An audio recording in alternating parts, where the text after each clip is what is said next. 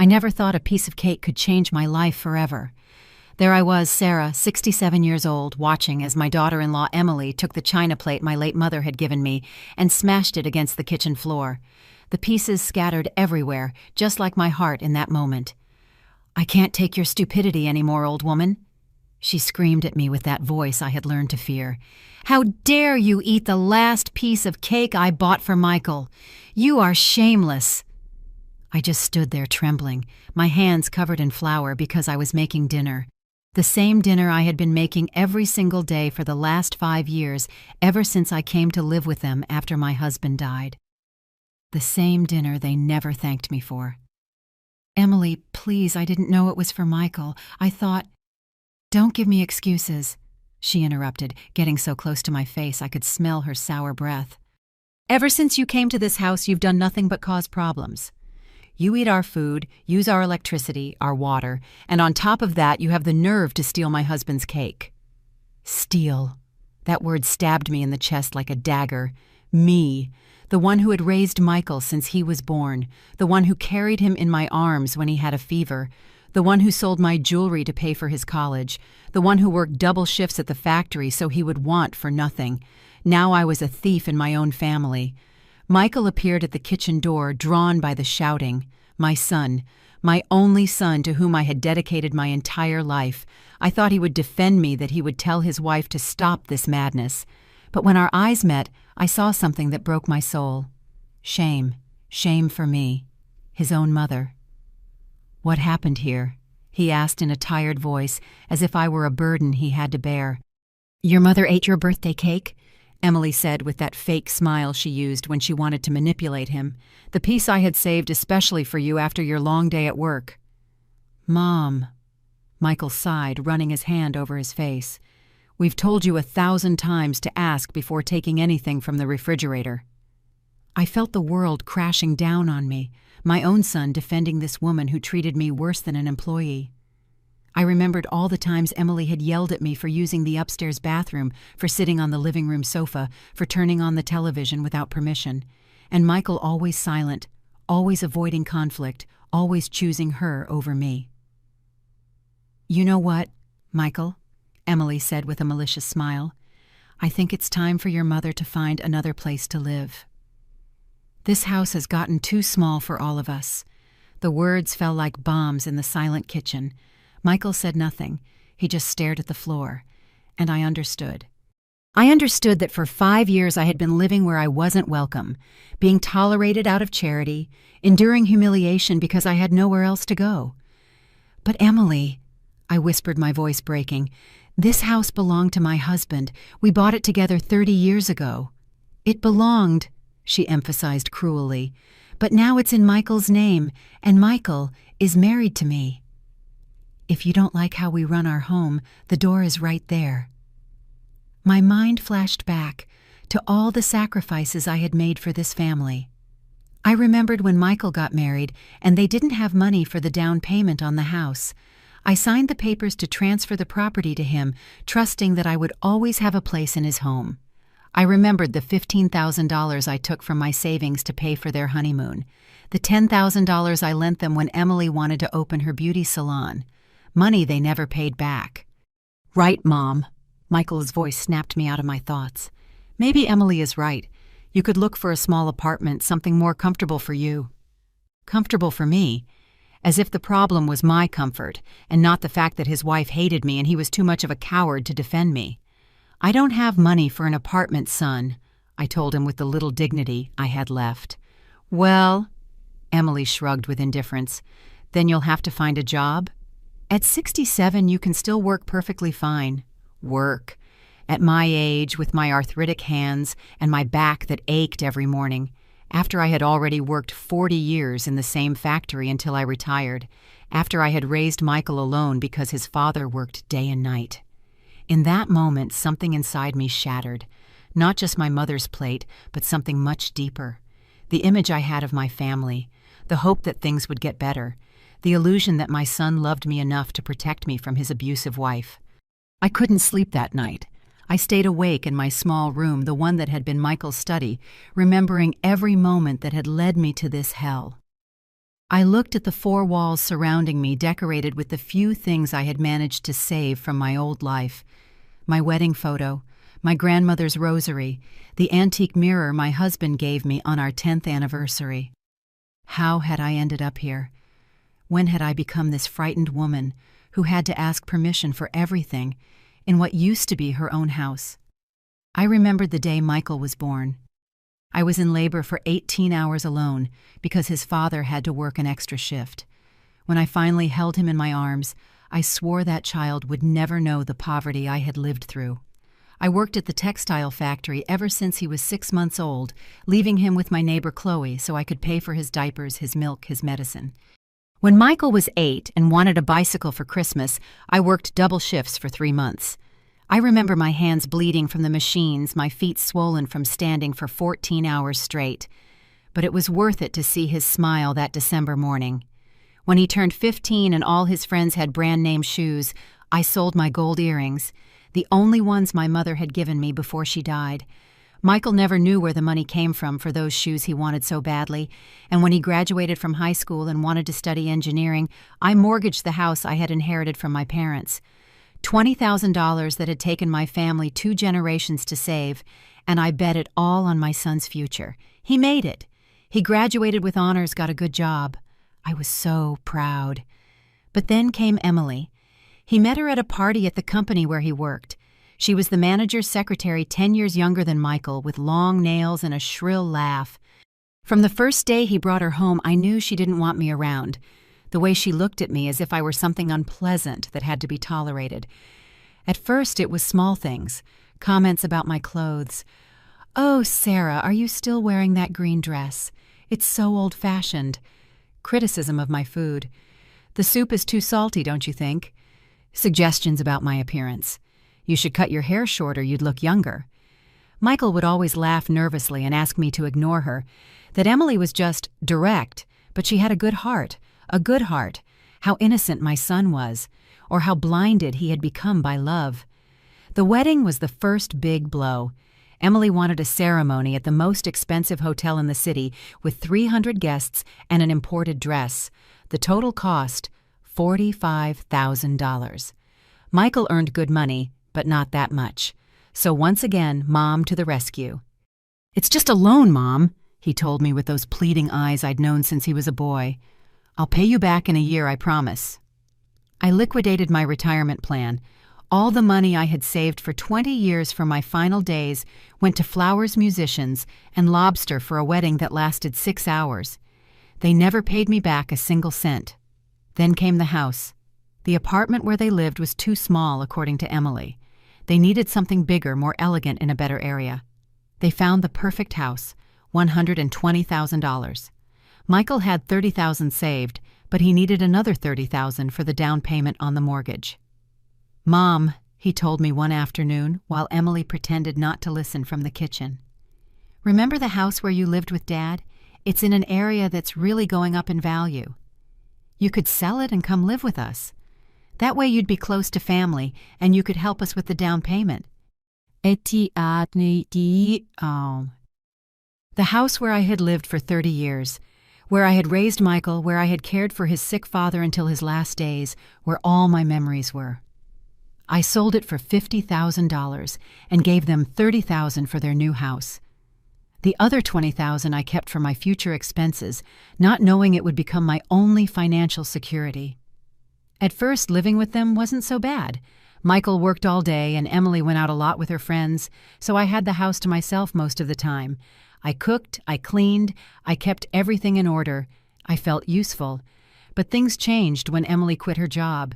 She decided she wanted to be a housewife and start a small business. A beauty salon, to be exact. The cost of the equipment, the rent for the space and the decorations, another $15,000. Where were they going to get that money? "Mom, it's a safe investment," Michael explained to me while Emily beamed. "In 2 years, we'll pay you back everything with interest. $15,000 more from my savings. I only had $5,000 left from a lifetime of work. The beauty salon went bankrupt in 6 months. Emily said the people in that area had no class and couldn't appreciate her services, that it was just bad luck, that things would get better.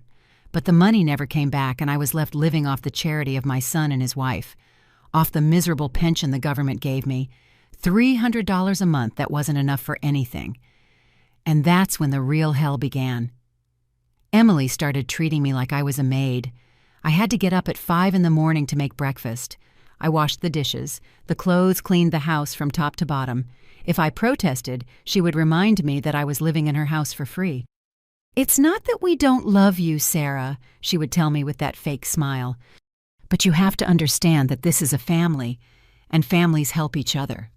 Help each other." While I did all the housework without even getting a thank you, the humiliation escalated. I couldn't use the main bathroom because it was only for Michael and Emily. My shower time was at 5 in the morning before they woke up. I couldn't watch television after 8 at night because it disturbed their sleep. I couldn't have visitors because the house wasn't a hotel. When my old neighbor Chloe came to see me, Emily treated her with such coldness that the poor woman stopped coming. I was completely isolated, depending on the goodwill of 2 people who clearly didn't want me there anymore. Michael saw all of this, but he always had an excuse. That Emily was stressed, that it was hard for 3 adults to live in the same house, that I should be more understanding. Me, who had sacrificed everything for him. And now, after 5 years of this hell, after giving every last cent of my savings, after becoming the unpaid maid for my own family, they were kicking me out of the house over a piece of cake. The next morning, Emily appeared in my room with a smile that didn't reach her eyes and a folder full of papers in her hands. It was barely 7 in the morning, but she was already perfectly dressed, as if she had been planning this moment for hours. "Good morning, Sarah," she said with that syrupy voice she used when she wanted something. "I hope you slept well because we have important things to discuss." I sat up in bed, still in my nightgown, feeling vulnerable and small in front of this woman who had decided my fate the night before. Michael was standing in the doorway, avoiding my gaze with a coffee mug in his hands, as if it were the most interesting thing in the world. "Look, Sarah," Emily continued, sitting in the only chair in my room. "Michael and I talked all night, and we came to a decision that we think will be best for everyone." Best for everyone. What a nice phrase for saying they were throwing me out of the house. "We've decided to give you 1 month to find another place to live," she announced, as if she were doing me a huge favor. 1 full month. That's more than enough time to get a small, comfortable apartment. An apartment. With what money I wanted to ask, but I kept quiet. I already knew my financial problems were not her concern. "And to make things easier for you," she continued, opening the folder, "we've prepared these documents. They're just legal formalities to protect the family." She held the papers out to me. They were several pages full of small print with official seals and spaces marked for signatures. I tried to read, but without my glasses I couldn't make out the words clearly. "What do they say?" I asked, and I immediately felt stupid for sounding so helpless. "They're release documents," Michael finally explained, approaching the bed. "Basically, you renounce any future claim on this property and acknowledge that you are leaving of your own free will." Renounce. Free will. As if I had chosen this humiliation. "But Michael," my voice sounded weaker than I wanted. "Your father and I bought this house. I put down the down payment. Me." "Mom," he interrupted impatiently, "that was 30 years ago.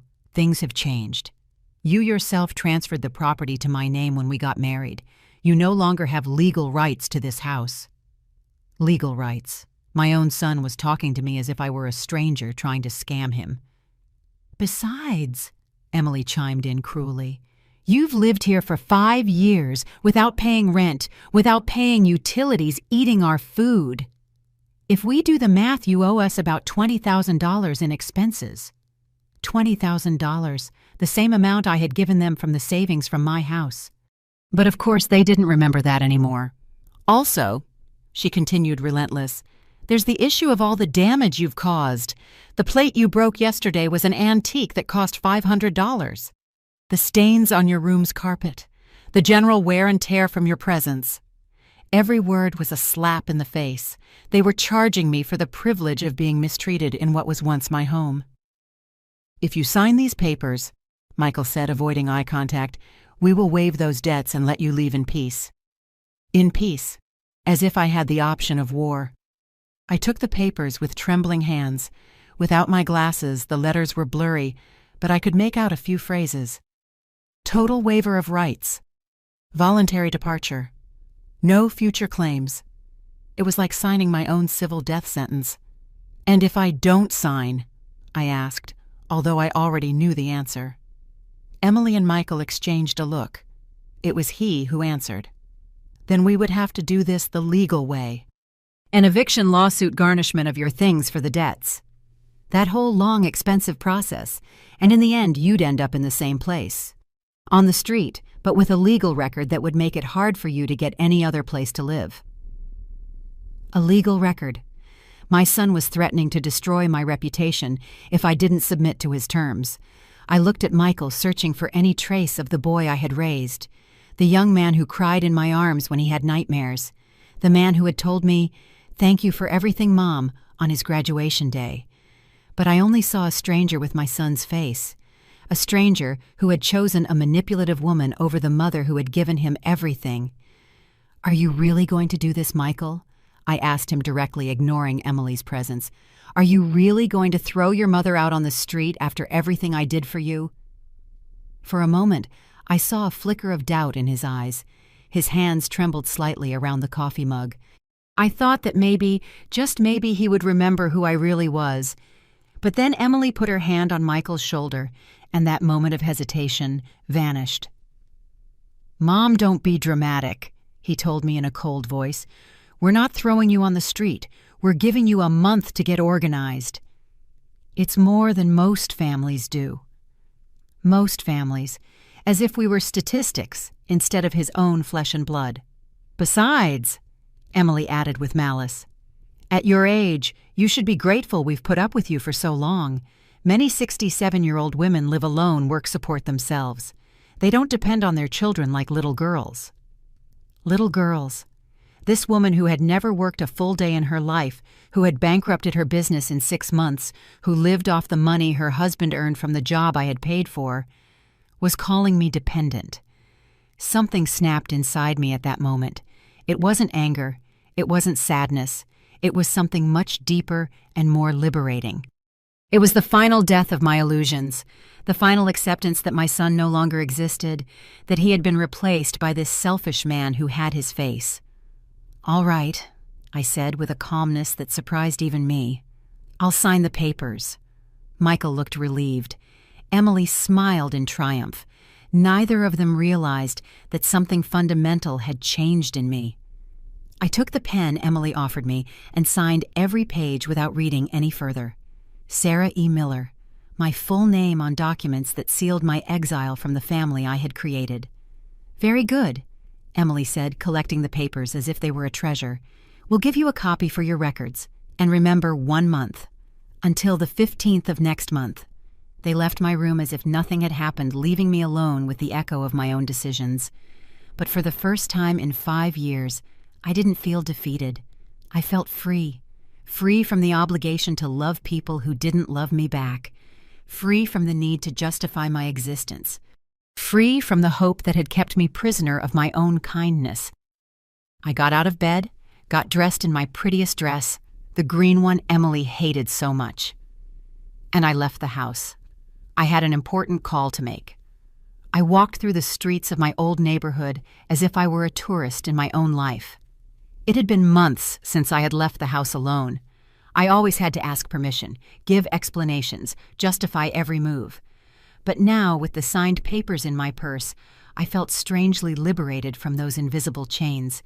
My destination was the office of Daniel Thompson, the lawyer who had handled my family's legal affairs for years. He had drafted my husband's will, handled the sale of my house. He knew every detail of my financial situation. If anyone could help me understand what options I had left, it was him. His secretary recognized me immediately. She was an older woman my age who had always treated me with respect and kindness. "Mrs. Miller, how wonderful to see you. How is the family?" The family? What a painful irony. "Fine, Susan, thank you. Is Daniel available? I need to consult with him about something urgent." "Of course, please go right in. He always has time for you." Daniel was a man in his 50s with graying hair and kind eyes. He had been friends with my husband since they were young and had always treated me like family. When I entered his office, his smile faded when he saw my expression. "Sarah, what happened? You look different." I sat in the chair across from his desk and took out the papers I had signed that morning. I handed them to him without a word. Daniel reviewed them with professional attention, frowning as he read. When he finished, he looked up at me with a mixture of shock and concern. "Sarah, you signed this."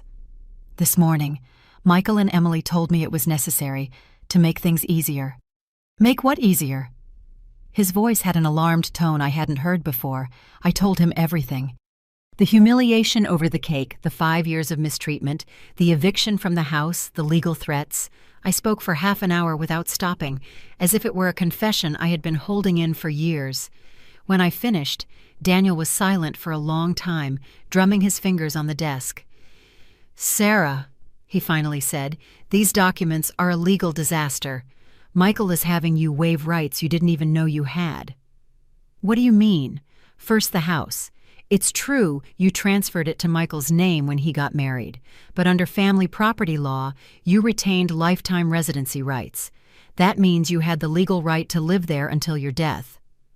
Lifetime residency rights, words that sounded important but were coming far too late.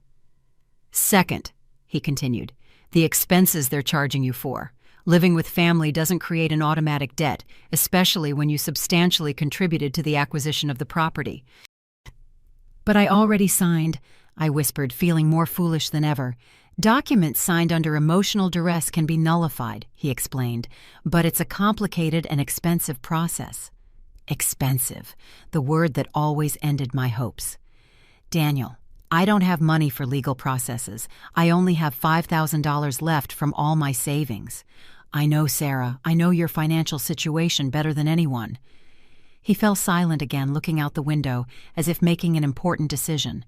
Then he opened a desk drawer and pulled out a thick folder with my name on it.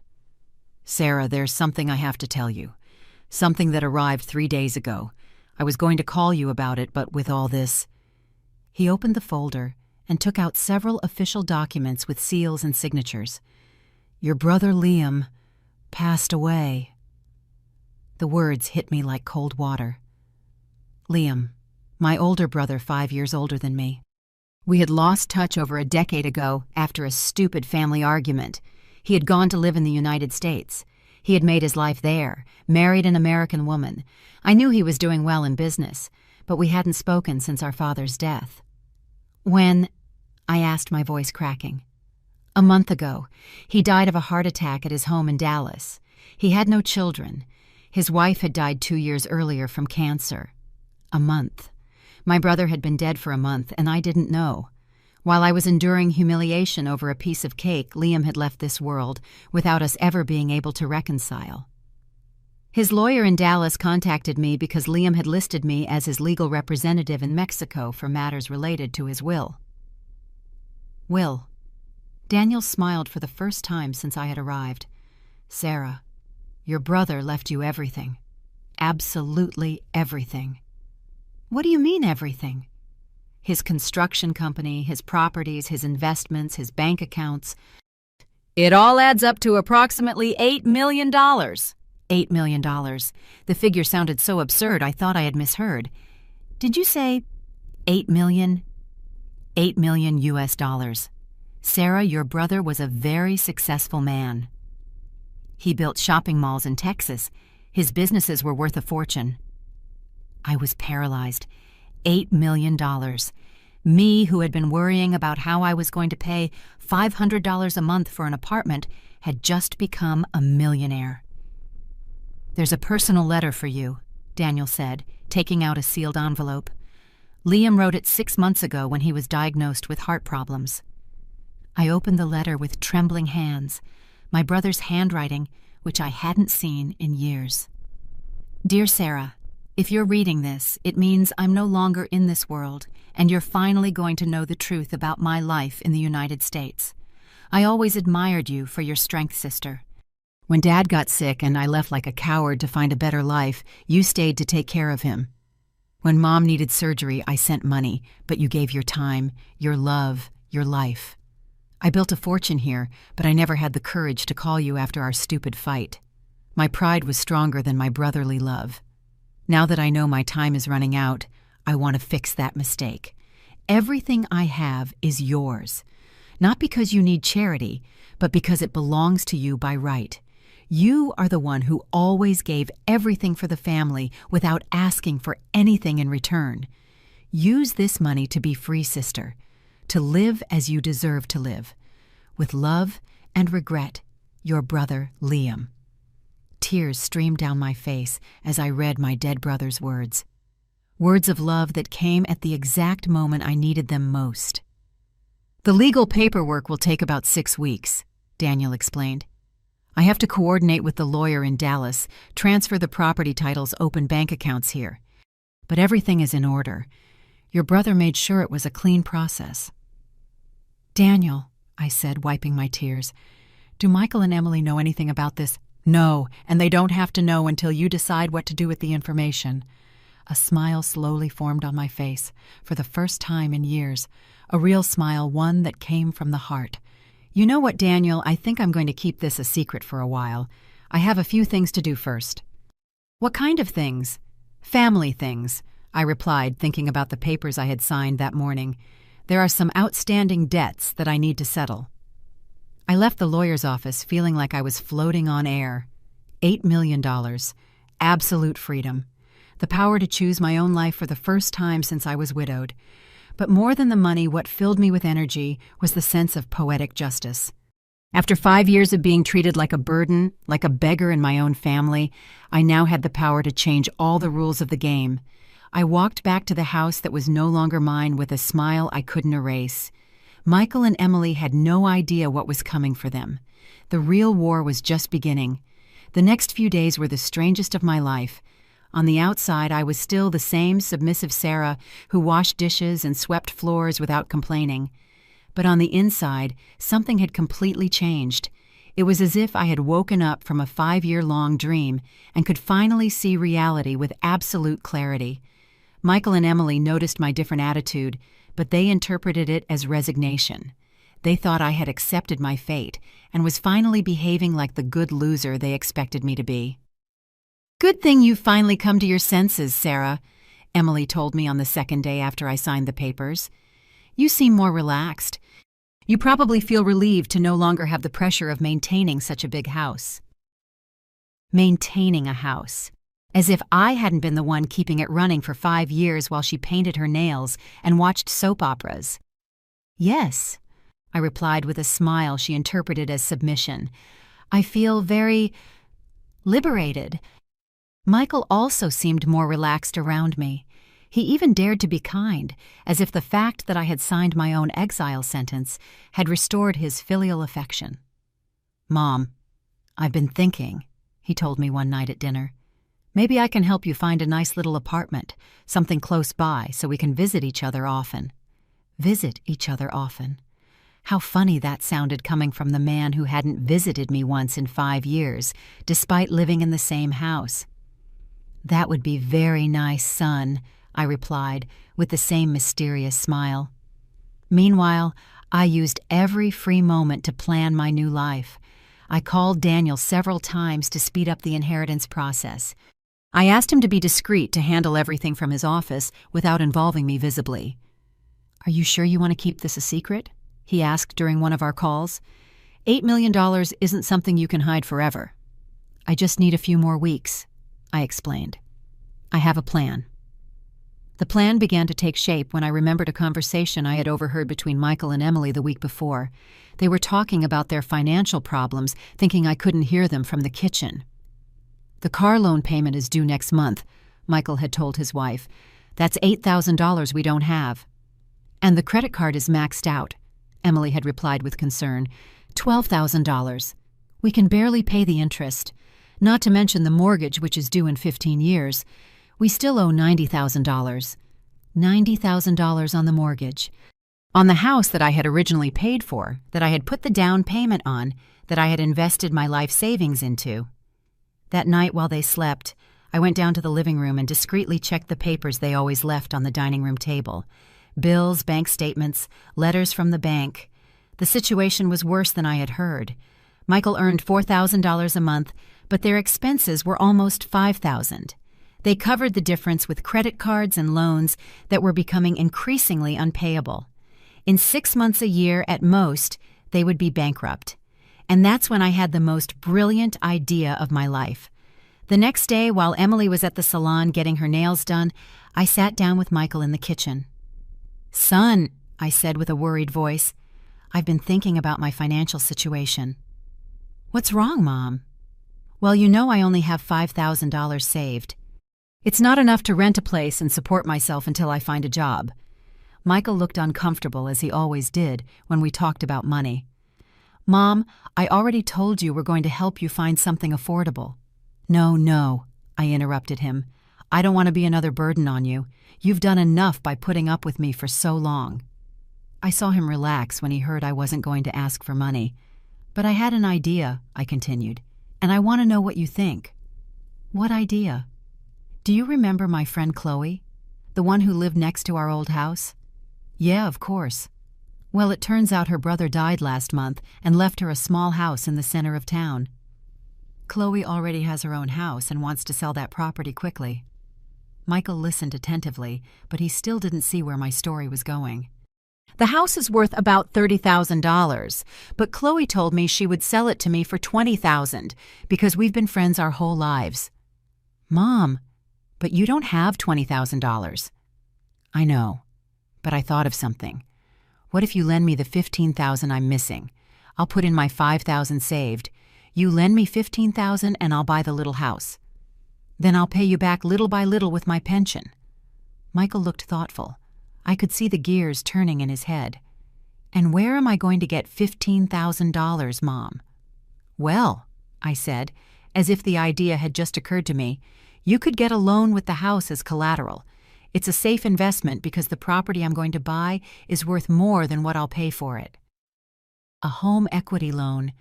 Exactly what I needed for the most delicious part of my plan. "I don't know, Mom.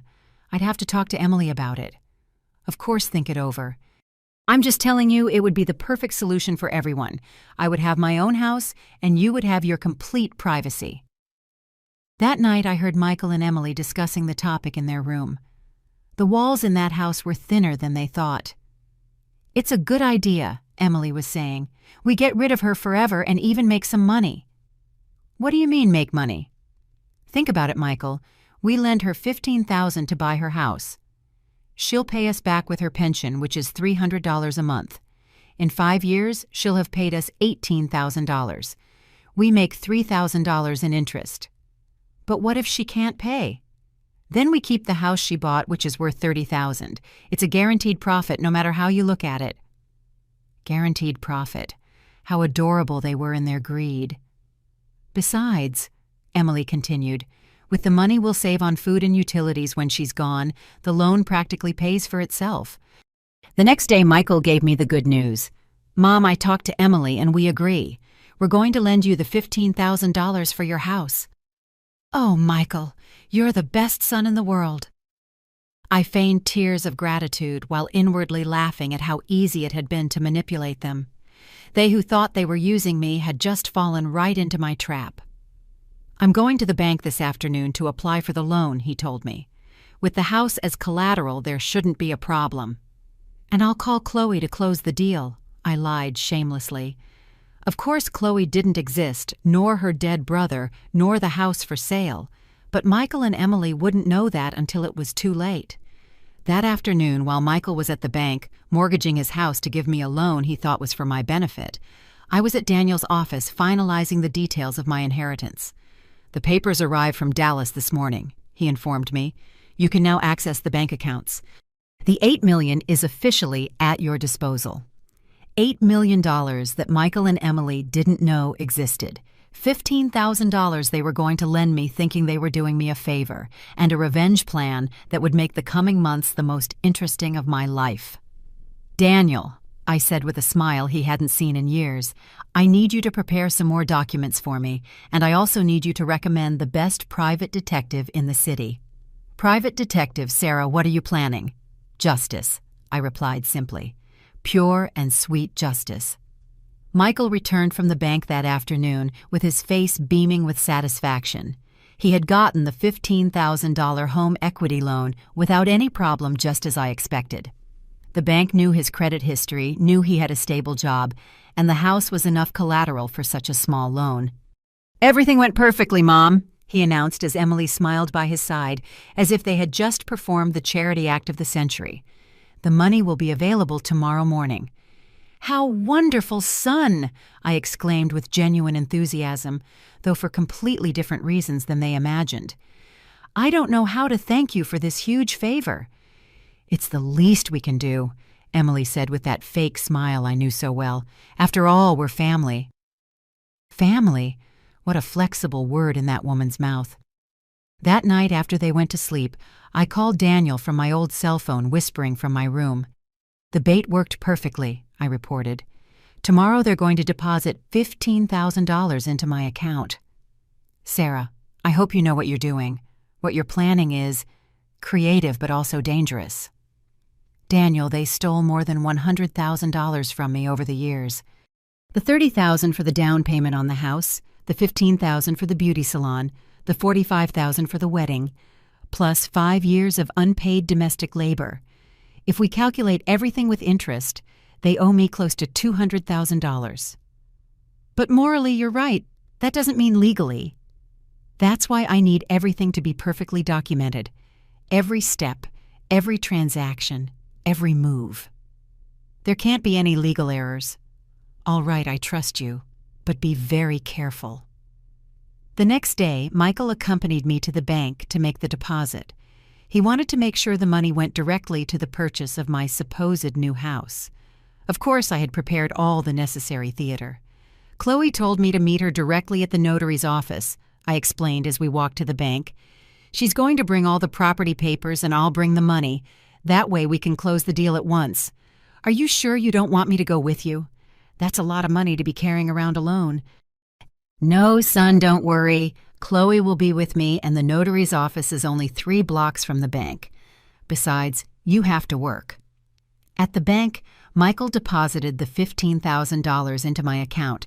I added my $5,000 saved, as we had agreed. $20,000 that, according to them, would be used to buy my new house. "There you go, Mom," Michael said, handing me the deposit receipt.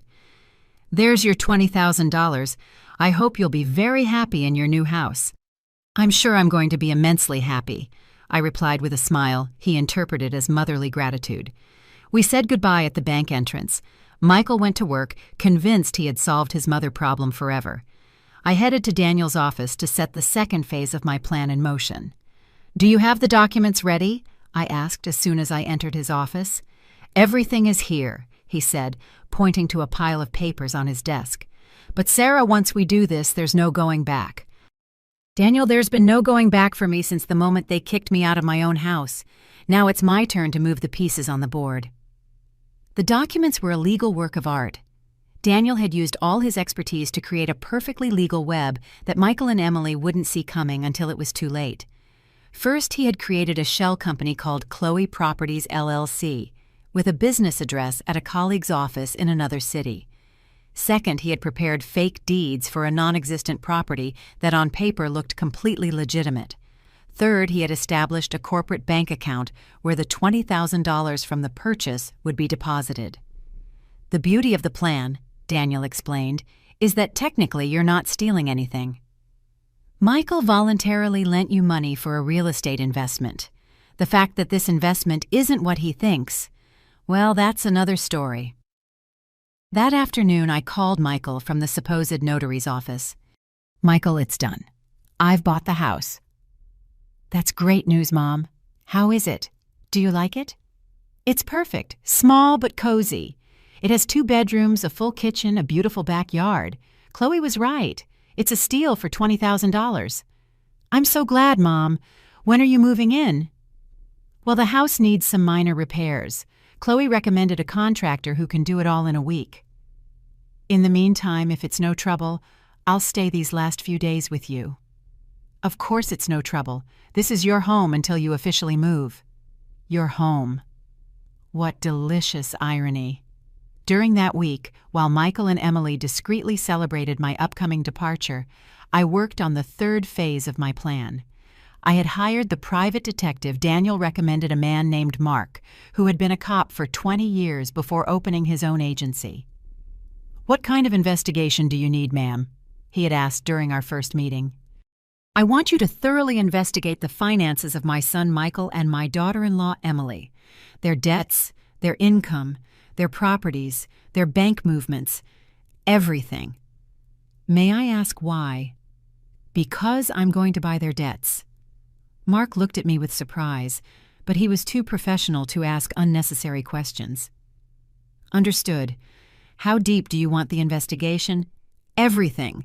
Absolutely everything, no matter what it costs." The results came back 3 days later. Mark had done an impeccable job. Michael and Emily weren't just in financial trouble. They were on the verge of total economic collapse. They owed $12,000 on credit cards with 25% annual interest. They owed $8,000 on the car loan with $400 monthly payments. They owed $90,000 on the house mortgage with $800 monthly payments. And now they owed another $15,000 from the loan they had given me with an additional $300 monthly payment. In total, their debts added up to $125,000, with monthly payments of $1,500. More than 30% of Michael's income was going to debt, not counting housing, food, and utility expenses. But the most interesting part was who the creditors were. The credit cards belonged to a large bank that frequently sold off delinquent portfolios. The car loan was with a finance company that also used to sell its problem debts.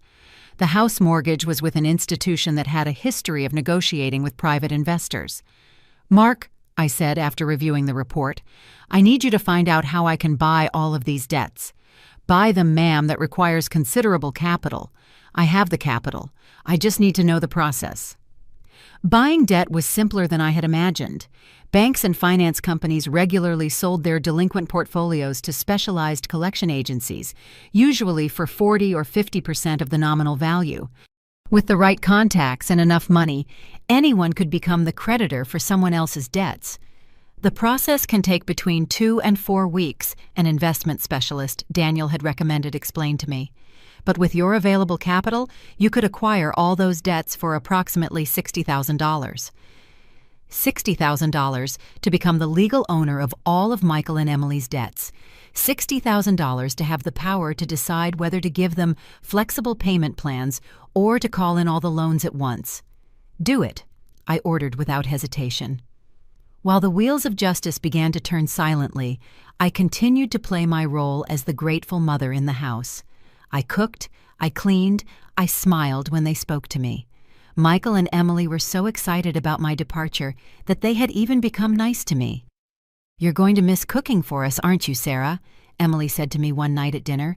"Oh, yes," I replied with perfect sincerity. "But I'm sure you'll find a way to manage without me." "Of course! Michael cooks very well when he wants to. Right, love?" Michael nodded with his mouth full, having no idea that in 2 weeks he would be cooking all his own meals because they wouldn't be able to afford a maid. "And you'll be in your new little house, too," Emily continued. "Independent, free, without the complications of living with family." Independent and free. If only she knew how free I was about to become. That night before sleeping, I checked my phone and found a message from Daniel. "It's all set. The collection agencies accepted the offer. In 1 week, you will be the legal owner of all their debts." 1 more week. I just needed to keep up the act for 1 more week, and then I could reveal my true identity. Not the submissive, grateful Sarah they had known for 5 years, but the new Sarah, the millionaire, the creditor, the one who held all the power, the one who was going to teach them what it really meant to be kicked out of your own house. The day came sooner than I expected. A week later, Daniel called me early in the morning with the news I had been waiting for. "Sarah, it's done. You are officially the owner of all of Michael and Emily's debts, $125,000 that they now owe directly to you." I hung up the phone and sat on my bed, processing the magnitude of what had just happened. In 1 week, I had gone from being a woman kicked out of her home to being the primary creditor of the people who had kicked me out. Michael and Emily had no idea what was coming. That morning at breakfast, I acted as usual. I served coffee, made scrambled eggs, maintained trivial conversation about the weather and the plans for the day. "Mom," Michael said as he got ready for work, "do you know when you're moving out for good?" "Very soon, son. I'm just waiting for the final repairs to be finished." "How exciting," Emily exclaimed with false enthusiasm. "Your new independent life is about to begin." My new independent life, if only she knew. After Michael left for work and Emily locked herself in her room to watch her morning soap operas, I headed to Daniel's office to receive all the official documents that accredited me as the new creditor. "Here are all the contracts," he said, handing me a thick folder. "The credit cards, the car loan, the $15,000 home equity loan they gave you. And most importantly, you have the right to demand immediate payment of the main mortgage on the house if they miss a single payment. How does that work exactly? Simple. If Michael and Emily fall behind on any payment for more than 30 days, you can exercise your right as the primary creditor and demand full immediate payment of all debts. If they can't pay you, proceed with foreclosure." Foreclosure. The word sounded beautiful to my ears. "And how long do they have before they start having problems?" Daniel checked his papers and smiled. "By my calculations, with their current expenses and the new loan they took out for you, they'll start missing payments within 2 months max." 2 months, 60 days, to watch how the financial pressure would start to break their perfect marriage and comfortable life. But I had no intention of waiting that long. "Daniel, what would happen if I decided to demand immediate payment of my $20,000 loan? The one for the fake house." "Exactly. Well, technically, you have every right. It was a personal loan without specific collateral beyond a promise to pay. You can demand it whenever you want. And if they can't pay, then you can sue them for breach of contract and seize their assets to recover your money." That afternoon, as I was making dinner, I decided it was time to begin the final phase of my plan. Michael came home tired as always and sat at the table waiting for me to serve him his food. "Michael," I said as I put the plate in front of him, "I need to talk to you about something important." "What's wrong, Mom?" "It's about the money you lent me." Michael looked up with curiosity. Emily, who had appeared in the kitchen drawn by the conversation, moved closer to listen. "What about the money?" Emily asked with slight concern. "Well, it turns out there was a problem with the house." "What kind of problem?" Michael stopped eating. "Chloe called me this morning. Apparently, there's a legal issue with the property. The brother who died had debts we didn't know about, and creditors are claiming the house." I watched Michael's face turn pale. "What does that mean, Mom?" "It means I can't keep the house. The lawyers say the whole process is going to take months to resolve, maybe years." "And the money?" Emily asked in a sharp voice. "That's the problem. Since the sale was canceled, I have to return the $20,000. But Chloe had already spent part of the money paying off some of her brother's urgent debts." Michael and Emily looked at each other in horror. "How much can she return?" Michael asked. "Only $5,000.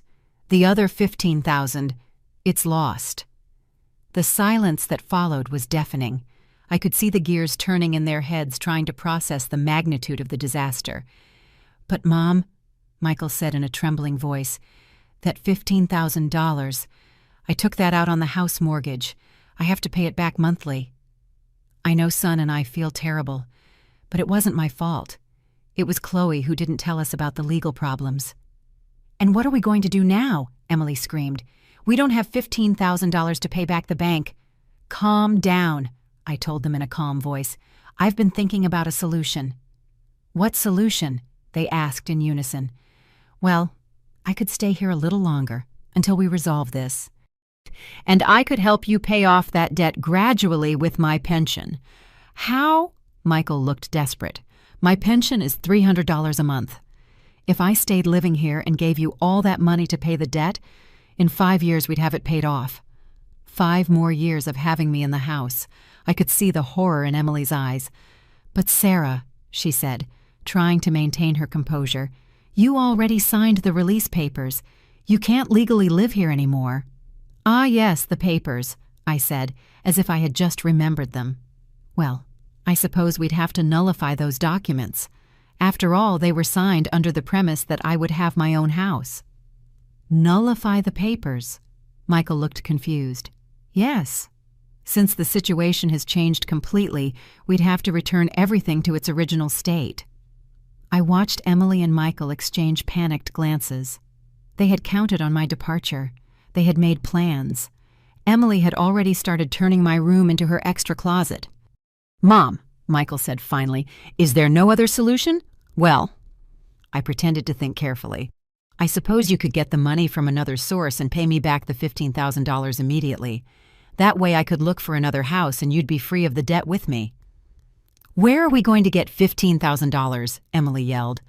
"I don't know," I replied, shrugging. "Maybe another loan, or selling something of value. Or asking family for help." "My family doesn't have money," Michael mumbled. "And mine doesn't either," Emily added. "Then I suppose the only option is for me to stay here and pay you back little by little with my pension." The rest of the dinner passed in deathly silence. Michael and Emily barely touched their food, too busy processing their new reality. Not only had they not gotten rid of me, but now they owed me money and were legally obligated to keep me in the house. That night I heard them arguing in their room until very late. Their voices pierced the walls like music to my ears. "This is a disaster," Emily screamed. "Now we have her here forever." "What did you want me to do if I didn't lend her the money? We would have looked like the heartless kids who kicked their mother out on the street. But now we have a $15,000 debt we can't pay. At least she's going to help with $300 a month." $300? The loan payment is $350 a month. We're going to have to put in an extra $50 every month for 5 years. And what choice do we have? The argument continued until they fell asleep from sheer exhaustion. I, on the other hand, slept like a baby, knowing that the next day, the most fun part of my revenge would begin. Because they didn't know that I was their new creditor. They didn't know I had $8 million in the bank. They didn't know that every move they had made for the past week had been orchestrated by me. And they definitely didn't know what awaited them in the coming days. The following days were like a play for which only I knew the ending. Michael and Emily tried to maintain a facade of normalcy, but the tension was so thick you could cut it with a knife. Their conversations had turned into nervous whispers. Their expressions were of constant worry, and for the first time in 5 years, they treated me with a forced politeness that bordered on the ridiculous. "Can I get you more coffee, Sarah?" Emily would ask me at breakfast when before she would yell at me if I dared to use her good cups. "Are you comfortable in your room, Mom?" Michael would ask when before he had made me feel like an intruder in my own home. I enjoyed every second of their discomfort, but I maintained my facade as the grateful mother worried about their financial situation. "Don't worry about me," I would tell them with a maternal smile. "The important thing is that we get through this together as a family." Family! That word now had a completely different taste in my mouth. On Wednesday of that week, I decided to speed things up. I called Daniel from my room and gave him the final instructions. "It's time to collect," I told him simply. "All the debts, all of them. I want you to officially notify them that their loans have been transferred to a new creditor and that immediate payment is required." "Sarah, are you sure? Once you do this, you can't play the innocent anymore." "Daniel, I stopped being innocent 5 years ago. Now I want to be powerful." That afternoon, while Michael was at work and Emily was watching her soap operas, the first messenger arrived. A uniformed young man knocked on the door with an official envelope addressed to Michael and Emily Miller. "What is it?" Emily asked, taking the envelope suspiciously. "Legal notification, ma'am. I need you to sign for it." Emily signed and closed the door, staring at the envelope as if it were a bomb. She stood in the living room for several minutes, not daring to open it. "What's wrong, dear?" I asked with genuine motherly concern. "I don't know, Sarah. It's something legal. We better wait for Michael to get home." 30 minutes later, the second messenger arrived. Another official envelope. Then the third.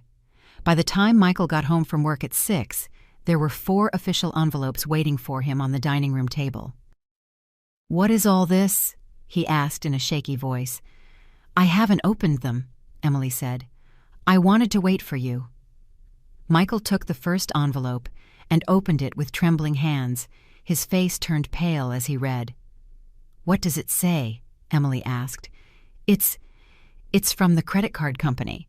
They're saying our debt was sold to a collection agency and they require immediate payment of the $12,000. Immediate payment. Why? Michael opened the second envelope. This one is from the car loan. They sold the debt too. They require immediate payment of $8,000. The third was from the mortgage company. $15,000. Immediate payment. The fourth was from a company they had never heard of, demanding $90,000 for the main mortgage on the house. "I don't understand," Emily mumbled.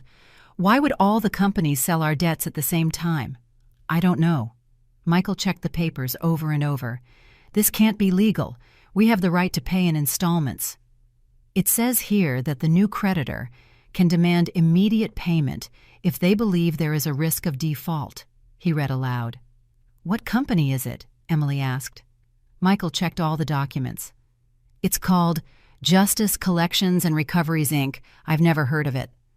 I listened to everything from the kitchen while preparing dinner, holding back my laughter.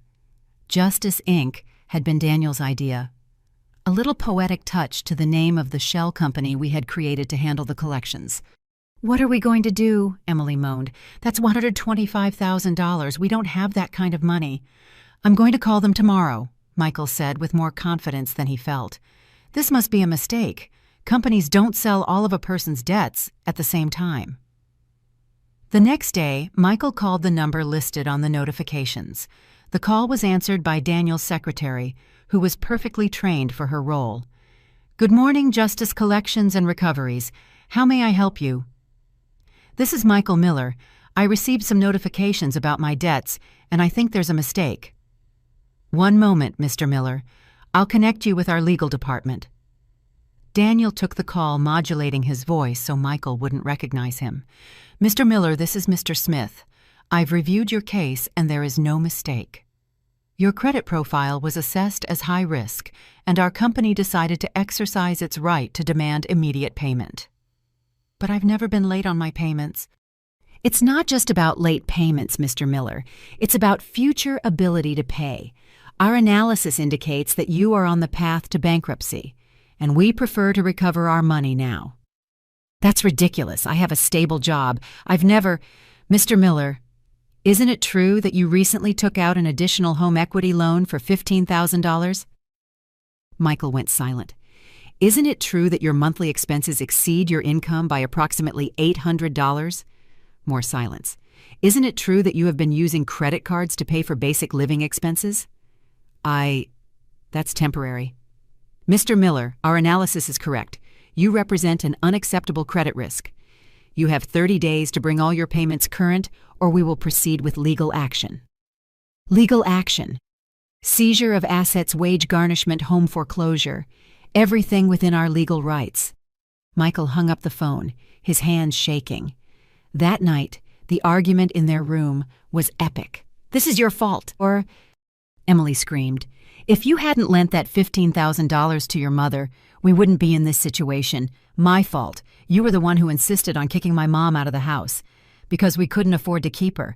And now it turns out we can't keep the house without her. What are we going to do, Michael? Where are we going to get $125,000? I don't know. Maybe we could sell the house." "Sell the house? And where will we live?" "In a small apartment. At least we'd be out of debt." "No. This is my house. I'm not going to live in some miserable apartment." The argument continued late into the night. I fell asleep lulled by the sound of their marriage falling apart. The next day, Michael came home with a desperate proposal. "Mom," he said to me at dinner, "I need to ask you a very big favor." "Of course, son. Tell me what you need." Do you know anyone who could lend us money? It's a very difficult situation." "How much money do you need?" "A lot. Like $125,000. I feigned shock. My goodness, Michael. That much. What happened? Michael explained the whole situation conveniently, omitting that it all started because they wanted to kick me out.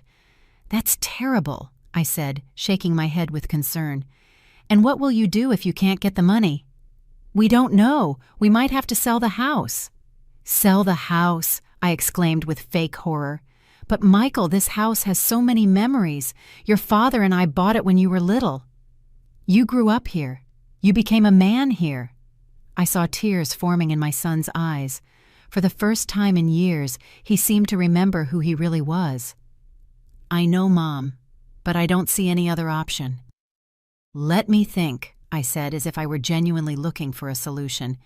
Maybe I can help in some way. How, Mom? You don't have any money. No, but I have contacts, people I met during all my years of work. Let me make some calls, talk to some people. Maybe I can find someone willing to help. For the first time in weeks, I saw hope in Michael's eyes. Would you really do that for us, Mom? Michael, I said, taking his hand. You are my only son.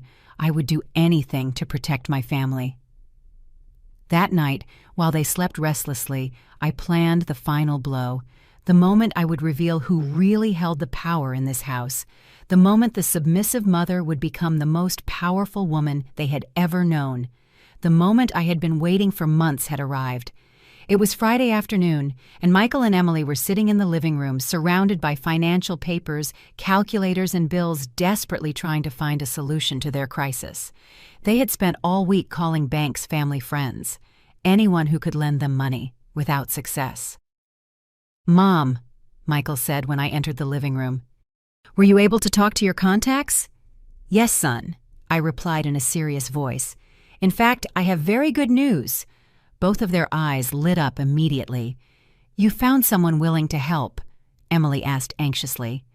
Better than that, I said, sitting down across from them. I found someone who is willing to buy all your debts and give you a much more flexible payment plan. Michael leaned forward. Really, who? She's a private investor who specializes in helping families in financial crisis. A very successful, very powerful woman who has a lot of money and likes to help people. What's her name? Emily asked. Well, I smiled slowly. Her name is Sarah. Sarah E. Miller. There was a confused silence. Michael frowned. Mom, that's your name. Exactly. The silence became deafening. I watched their brains slowly process what I had just said. Mom, Michael said in a trembling voice. What? What are you saying? I got up from the chair and walked to the window, turning my back to them dramatically. What I'm saying, Michael, is that I am your new creditor. I bought all your debts. The $125,000 you owe it to me. That's impossible, Emily shouted. You don't have any money. I turned slowly towards them, and for the first time in 5 years, my smile was absolutely genuine. I don't have money. My dear Emily, I just inherited $8 million from my brother Liam. $8 million. Michael looked like he was going to faint. $8 million US. My brother died 2 months ago and left me his entire fortune. His construction company in Texas, his properties, his investments, everything. Emily staggered to her feet. You're crazy. That can't be true. I took the official inheritance documents from my bag and threw them on the table. Here are the papers, signed by lawyers in Dallas and Mexico. Every cent is documented and completely legal. Michael picked up the documents with shaking hands and began to read. His face grew paler with every page. This says you own multiple commercial properties, bank accounts with millions of dollars. And also, I interrupted, I am the owner of all your debts. Do you know what my collection agency is called? Justice, Inc. A very fitting name, don't you think? Emily collapsed onto the sofa as if she had been shot.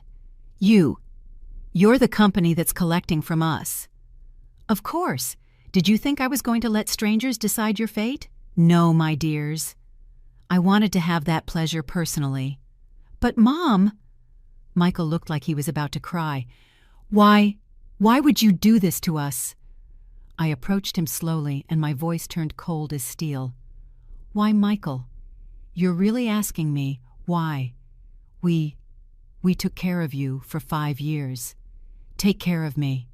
My laughter echoed through the house. "Michael, you treated me like a maid for 5 years. You humiliated me. You insulted me. You made me feel like a burden in my own house." "But you kicked me out over a piece of cake," I shouted, and it was the first time in years I had let all my rage out. "A stupid piece of cake. Do you know what it feels like to have your own son kick you out of the house for something so ridiculous?" Michael started to cry. "Mom, I didn't want to. Emily was just so stressed." "Don't give me excuses," I yelled in his face. "You allowed that woman to treat me like trash. You chose to keep the peace with her instead of defending your mother." I turned to Emily, who seemed to be in shock. "And you, dear daughter-in-law, you hated me so much you couldn't even stand the sight of me. You charged me for breathing your air. You treated me worse than a stranger." "Sarah, Don't call me Sarah," I roared. "You lost that right the day you broke my mother's plate and screamed at me like I was a criminal." I returned to my spot across from them, regaining my composure. "So yes, I bought all your debts, and now I have the power to decide what to do with you." What are you going to do?" Michael whispered. "Well, I have several options. I can call in all the loans immediately and take the house, the car, garnish your wages until you pay me back every last cent." Emily started to hyperventilate. "Or," I continued, "I can be generous and offer you a payment plan." What kind of plan?" Michael asked desperately. "Simple. You're going to pay me back the $125,000 in monthly installments of $1,000 for the next 10 years. $1,000 a month. That's impossible," Emily screamed. "Impossible! You used to spend more than that on restaurants and clothes every month when you thought you had money. But that will leave us with nothing to live on." "Exactly what you left me with for 5 years. Nothing." Michael knelt in front of me. "Mom, please. We're family. You can't do this to us." "Family." My eyes filled with tears, but they were no longer tears of sadness. They were tears of liberation. "Michael, when you kicked me out of this house over a piece of cake, you said we weren't family anymore." "I was wrong, Mom. I was so wrong." "Yes, you were, but it's too late for regrets now." Emily found her voice. "This is revenge. You're just doing this for revenge." "No, Emily, this is justice. Revenge would be leaving you on the street with nothing, just like you planned to do to me." "Then what do you want from us?" Michael asked. "I want you to learn what humility is. I want you to understand what it feels like to depend on the generosity of others. I want you to value what really matters in life." I headed for the stairs, but I stopped and turned back to them one last time. "Oh, and one more thing. Since I am now your primary creditor, I technically get to decide if you can continue living in this house or not." "What do you mean?" Emily asked, terrified. "I mean that starting today, I make the rules in this house. You will live according to my terms. You will treat me with the respect I deserve, and you will remember every single day who really holds the power here." I went up the stairs, leaving them in the living room crying and trying to process the magnitude of what had just happened. In my room, I sat in front of the mirror and truly looked at myself for the first time in years. I no longer saw the scared, submissive woman I had been. I saw a powerful, free woman who had reclaimed her dignity and her strength. I picked up the phone and called Daniel. "How does it feel to be a millionaire?" he asked. "It feels like justice," I replied. "Pure and sweet justice." That night, for the first time in 5 years, I slept soundly, knowing that I would never again have to ask permission to exist, knowing that I had regained not only my power, but my dignity. Michael and Emily learned that night what it truly meant to be afraid of losing everything, and I learned that it's never too late to stand up for yourself, to take back control of your life, to show that older women are not disposable. The woman who had kicked me out over a piece of cake had awakened a lioness. And lionesses, when they awaken, never go back to being lambs. 6 months after that night, that changed everything forever. I woke up in my new house. Not the house where I had lived for 30 years with my husband, nor the small room where I had been relegated for 5 years of humiliation. This was my house, a 2-story mansion I had bought with my own fortune in the best neighborhood in the city, with a garden, a swimming pool, and a view of the mountains. I got up without rushing, put on my pink silk robe, and went down to breakfast in my dining room, where my housekeeper, a kind woman named Rachel, had already prepared fresh coffee and French toast. "Good morning, Mrs. Miller." She greeted me with genuine warmth. "How did you sleep?" "Wonderfully, Rachel, as always." While I ate, I checked my mail. There were thank you letters from the 3 charitable foundations I had established with part of my fortune, one for elderly women in vulnerable situations, one for single mothers needing housing, and a third for victims of family abuse. $2 million distributed among causes that truly mattered to me. There was also a report from my investment manager. My remaining $6 million had grown to nearly $7 million in these few months, thanks to smart investments in real estate and tech stocks. But the most interesting letter was from Daniel. Michael and Emily had religiously made their $1,000 monthly payments for 6 consecutive months. They hadn't missed a single day. The transformation had been dramatic. Michael had to get a second job working nights as a security guard to make the money they needed for the payments. Emily had to go back to work for the first time in years, getting a job as a receptionist at a dental clinic. They could no longer afford expensive restaurants, designer clothes, or vacations. They cooked at home, shopped at discount markets, and had sold their car to buy a cheaper used one. But most importantly, they had learned the value of work of effort and of humility. Michael called me every Sunday. Not to ask for money or favors, but simply to know how I was doing. In those conversations, little by little, I had begun to get back the son I thought I had lost forever. "Mom," he had told me last week, "I wanted to apologize again. Not just for kicking you out, but for all the years I let Emily treat you badly."